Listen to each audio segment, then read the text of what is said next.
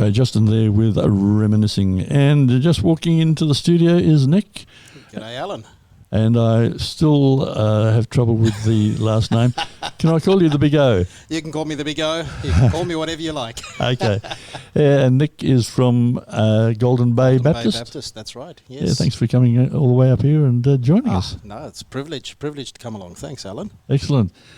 And I think last time you were here, you told us you had a newborn son. That's right. He's almost 1 year old now. 1 year old? Yeah. Gosh, that flies, doesn't it? It really does, yeah.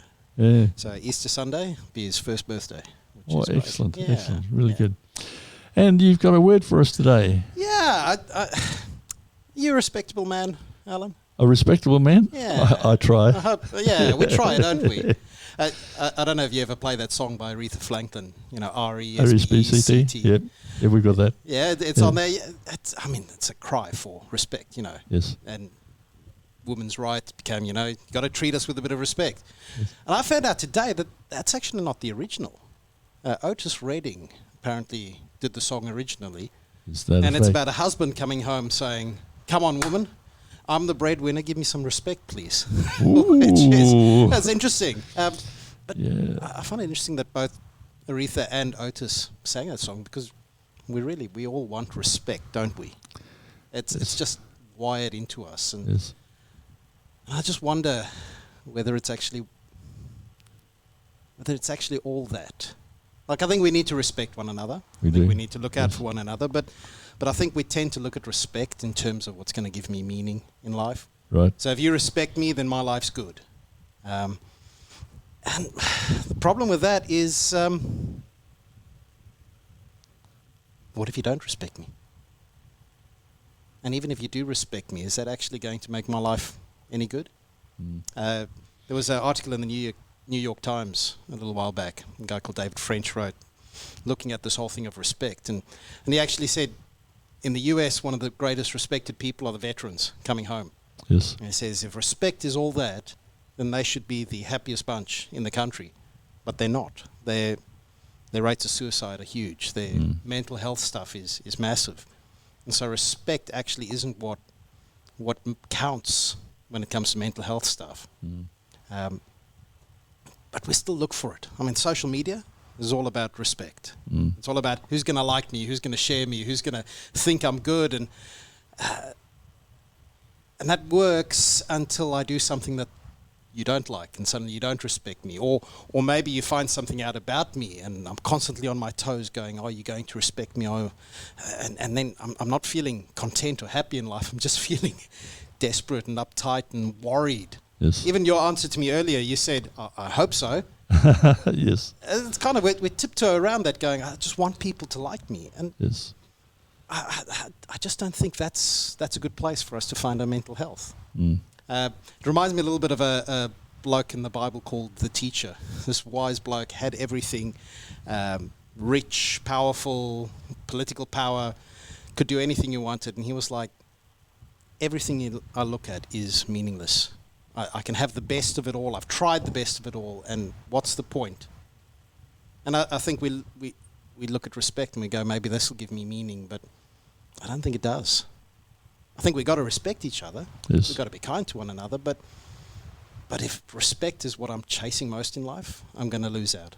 And that made me wonder, what is it that's actually going to give me meaning? And I thought of a story of a bloke called Peter. He was a fisherman. I'm not a fisherman, but he was a good fisherman. It was his livelihood. Been out all night and come back with nothing. And he and his mates are there washing their nets. And Jesus rocks up and says, "Boy, there's a big crowd here. Can we just put out just a little bit and I'll stand on the boat and use it as a stage?" And he does, and they're fine with that. And the day's over. It's wasted anyway. And he finishes teaching and he comes back to them and says, just try the nets on the other side of the boat.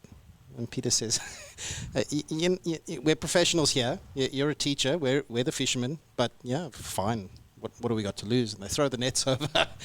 And they literally, the nets are starting to break because there's so many fish that they're pulling up. And they have to get the other blokes in with the other boat and they're helping. And Peter looks at Jesus and he says, you got to get away from me. I'm not good enough. Like, you think I'm this bloke, but I don't deserve your respect, and you're going to find me out one of these days. And I think, if we're honest, we're all a bit like that. We want people to respect us, but we all know those skeletons in our closet. And Jesus says this really interesting thing. He says, don't be afraid. I'm going to give you a new mission. You're going to join me.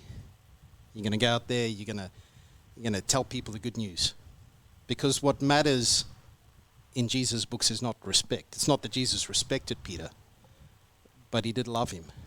And he wanted what was best for him. And he cared for him. And so he gives him this new mission. Now, as I walked into the radio station this morning, you got the Act, Belong, Commit sign up, which is really good program we got here in WA. Do something. Join in somewhere.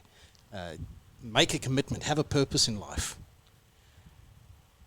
And I think that's a really good starting point for us to go, if we're actually chasing mental health, don't rely on what people think of us. Just act, belong, and commit. But that first bloke I mentioned, the teacher, would look at that and go, you can act as much as you want, you can belong as much as you want, you can commit as much as you want, but in the end, what's the point? Everyone dies. He's a really positive character in the Bible. He's not a good bloke to read if you're feeling sad. There's a few parts of the Bible like that. There's a few parts like that. But actually, he's got a point. So what's the point? I mean, we can find some good stuff and join a cause, and we should do that. That's fantastic. But I think what Jesus comes along and says, Peter, I want you to act. I want you to join me. I want you to belong to me. I want you to commit to this mission that I'm going to give you. And I think that's what we're missing, a mission, a purpose, a belonging. And I think that what Jesus offers is unlike anyone else because it goes beyond the grave. Right. So we got Easter coming up. The story goes Jesus was crucified on the Friday, and testimony says he rose again on the Sunday morning. Now, some people aren't going to agree with that, and if they don't, make your own choice up. Absolutely. As far as I'm concerned, if I'm going to act, belong, commit, I want it to be something that lasts. Yes. So I think that's it. Don't chase respect from people. By all means, respect one another, but your respecting me is not going to make my life worthwhile, Alan. I was driving in today and somebody gave me the finger. Oh. Or gave somebody the finger, and I was like, you can't do that, because, that respect, you need to respect me. I haven't done anything wrong. But who cares if you gave me the finger? Yep. That's not going to change my life. No. I've got a bigger purpose. Yeah. Absolutely. Well, thank you very much, Nick. That's a very good point, and we all need purpose in life. Absolutely. Without purpose is nothing. Right. Well, we're going to play a gospel song now from Elvis Presley. It's called Somebody Bigger Than You and I.